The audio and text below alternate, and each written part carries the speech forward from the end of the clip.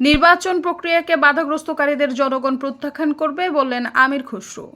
বিএনপির নেতাকর্মীরা অসম্মানের রাজনীতি করে না মন্তব্য করে দলটির স্থায়ী কমিটির সদস্য আমির খসরু মাহমুদ চৌধুরী বলেছেন, দেশের মানুষ নতুন বাংলাদেশ গড়ার যে স্বপ্ন দেখছে তা বাস্তবায়নের প্রত্যয় নেই বিএনপির রাজনীতি। যারা দেশের রাজনীতিকে আবারও কলুষিত করতে চাচ্ছে, নির্বাচনের গণতান্ত্রিক প্রক্রিয়াকে বাধাগ্রস্ত করতে যাচ্ছে, সহনশীল রাজনীতিকে তারা বাধাগ্রস্ত করছে, সম্মানজনক রাজনীতিকে বাধাগ্রস্ত করতে চাচ্ছে, বাংলাদেশের জনগণও তাদের প্রত্যাখ্যান করবে।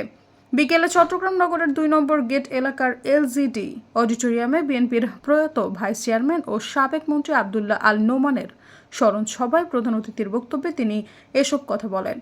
এ সময় আমির খসরু মাহমুদ চৌধুরী বলেন, শেখ হাসিনা পালিয়ে যাওয়ার পর মানুষের মনোজগতে যে বিশাল পরিবর্তন হয়েছে, তার পরিপ্রেক্ষিতে সবার আশা, আকাঙ্ক্ষা, প্রত্যাশা ও নতুন স্বপ্ন যে রাজনীতিবিদ বা দল ধারণ করতে পারবে না, তাদের কোনো ভবিষ্যৎ নেই। আমরা যদি সেটা ধারণ করতে না পারি, তাহলে আগামীর বাংলাদেশে আমাদেরও রাজনীতি করা কঠিন হয়ে পড়বে। সৈয়দা ফারিয়া, সমযোগ।